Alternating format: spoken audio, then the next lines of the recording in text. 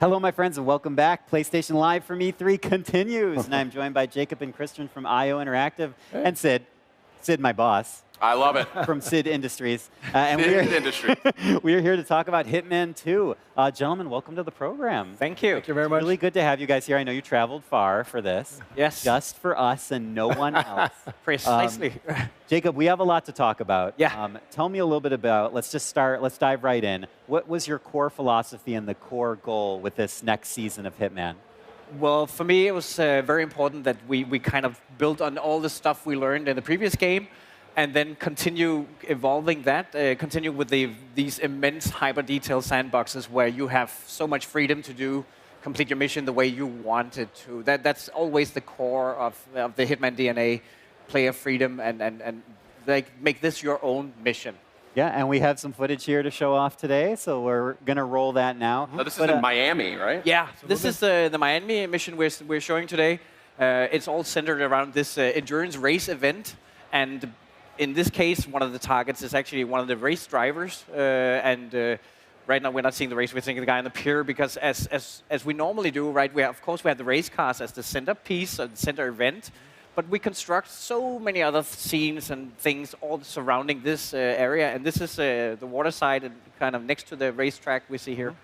And it feels like, you know, we've kind of talked about it in the past, but you're working with such an interesting color palette with this particular level as well. I mean, it's bright, it's vibrant, there's a lot of energy to it. And it's not what you would expect from a game about like such a seedy underbelly of the criminal world, right? I mean, but then you see this location, you're like, what sort of dating game am I going to play here? Like, it's a totally different style. I mean, that must have been fun for you guys. Yeah, I think Miami stands out because it has so much pop. That's what you kind of expect of this location, right? So pink and teal is very, very well represented in the mission. Yeah. And it is a colorful one, both in terms of how it looks, but also in terms of what people are doing and saying and all that stuff, like as you would normally expect of our game. So the first season of Hitman launched in 2016, right? To critical acclaim and to fan acclaim as well. I'm curious what sort of lessons you guys learned and what key learnings you had from the whole run of the first season and all the content that you distributed afterwards that you're kind of bringing and incorporating into this. Well, first of all, we've looked quite a lot on what people are doing in the game and how are they playing and how are they kind of approaching the different problems in the game. So on one part of this, we have how do we design the missions and how do we make them better? How do we present the problems better to the player and all that stuff? And then we had the entire live tail end with the escalations, the elusive contracts, the ones that were present for a short amount of time and then disappeared. We've taken kind of a lot of experience in from that, and that's all being incorporated in how we built this new title.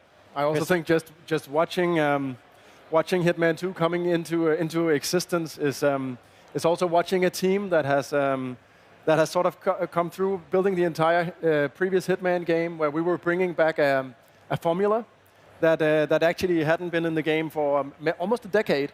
So this time around, it feels like just watching Miami, for instance, if we had said to ourselves back then, we're going to build a huge Miami location, and on top of it, we're going to do an endurance race, and one of your targets is the driver. It would have been impossible back then. But it's a testament to just how much the team has grown as well, that we are able to do an incredible level like this time around. This is your employee review right now. I live on stage. Yes. Tell me a little bit about how the mechanics have changed for this next season and kind of some of the more technical aspects that you're bringing to the series. First of all, a lot of things has happened underneath the hood. Systems have been kind of revised and updated and improved. Most notably, I think that we can point at the crowds, where in the previous game, the crowds didn't really help you as a player, and now you can as 47 he can blend into the crowd. So if you get into trouble, you can dip into the puddle of people, and then the guards will search the crowd and try to find you, and then you kind of have a game of cat and mouse evolving out of the systemics. On top of that, we have a new feature called Picture-in-Picture, which kind of helps you communicate what's going on in the level. So in case you didn't clean up proper and there's a body that's been found, we will show you what body has been found. On top of that, we use that for intel. So when Diana has information for you, or when you get spotted by security cameras, then we show that to you. So you get this, even though you're meddling about in the back of the kitchen, then you still get a sense that, okay, there's actually lots of things happening outside of the area I'm currently in. Did that pose a technical challenge to the team to kind of give visibility in multiple locations to the player? I think that was actually the tricky part, right? How can we render 2 locations at the same time? Right. But they really, But you did it. They deliver, and now it's really awesome. Can't wait to kind of people to play around with it and see, you get a lot of information. But then there's also kind of I think one of the biggest fan favorites, and that's the sniper suitcase is coming back now. So we are giving 47 a suitcase where you can put your sniper rifle in and transport that around unseen in the levels. But besides sniper rifles, it also caters to other things. And as as with guns, if an unattended suitcase is found, it will be removed and placed somewhere. So you have to be careful where you kind of put it as well. Can't just leave it lying around. No.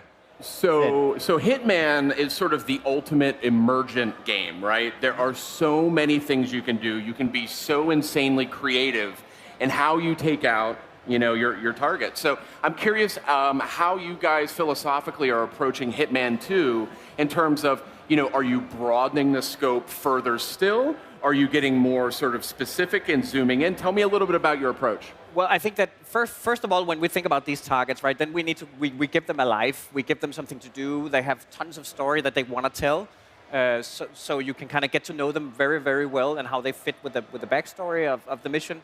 But in terms of how you get to them, then of course we have a race, and she's racing. That of course, okay, so the race cars, they need to crash and so on. But at some point she leaves the car, and then there are even more opportunities for you to get to this. So I think it's a fine balance of giving the players as many tools as we possibly can, as well as creating the big centerpiece, because we want you to be able to kind of figure out on your own what is my preferred way of dealing with this problem. And oh, sorry, go ahead. Just to your point with the emergent game, I mean, we're showcasing Miami obviously right now, and we're trying to indicate to obviously the audience how many different ways there are of doing it. But I think what's wonderful is that we know that once it's in the hands of our gamers, they will do stuff that we never imagined, and it's always true. I mean, we've come to know, obviously, that it's a fact that they will find ways, but even in one back then, there's so much just people sharing these crazy things where we go like, we didn't even know you could do that, because a lot of our game mechanics are very systemic. Water will interact with electricity, fuel with fire, and so on and so forth. And even how you manipulate the AI. So there are simply it's almost like a butterfly effect, what you do. And we have no way of actually knowing what it's going to end up with. What's the most creative way of taking out the target that you've seen so far internally? Ooh. Oh, I think one of my favorites is the one where they place, I think it's an axe, they place on a remote bomb, a breaching charge, and then go upstairs and stand on the balcony and then detonate the charge and then sends the axe flying up and catches it midair. And all of that is it's like we have not designed this, right? That's physics and the interaction system that handles all of that. And that's where, we see this and go like, did that just happen? Yes. So I think if we can get the more moments like that, we can help facilitate the better, right? So the game is relying heavily on all these systems, right? The guards picking up guns and all that stuff. We've seen people do crazy chain reactions, like a Rube Goldberg contraption of small explosions that then eventually kills the target. But the whole trick is also getting the target in the right position. So you had to kind of go in and do a lot of footwork, and then in the end go back out, and then one bullet sets off the entire chain of events. And that's why we say, okay, wow, you win. That's what makes Hitman so special, right? It gives it such a huge following. And I think it's just this. What you talk about as well reminds me of we had this. There was way back. We do these elusive targets that are once in a lifetime targets that come, and you have this one shot at going for them, which is a pretty intense moment. And then one guy, we watched him, right? He streamed what he's been doing, and he's standing in an Italian town we built. He's shooting a pistol at a window a few times. He seems oddly like sloppy, pew, pew, and then all of a sudden, target killed, silent assassin, and he leaves the level with no witnesses, and we're like, what on earth is going on here? So we actually deconstructed it with this guy. So what he did was, there was this guy walking around a mansion. He has 2 bodyguards, so obviously you need to get rid of those. So what he did is, and we figured that we were in the mansion, I mean, hundreds of yards away, looking at it. So he put up 2 breaching charges on a, what do you call it, a sink. he turned on the sink so it overflew.